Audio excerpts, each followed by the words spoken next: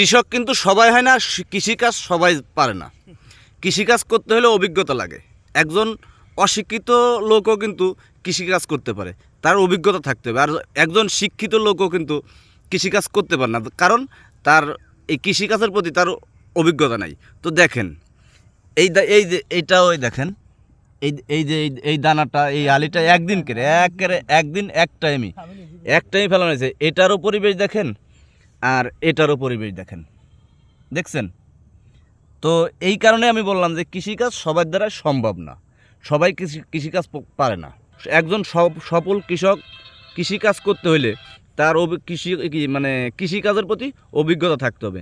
এই কারণেই দেখেন এটারও হালি একদিনে, একেবারে ঠিক একদিনে, এটাও আলি, দেখছেন?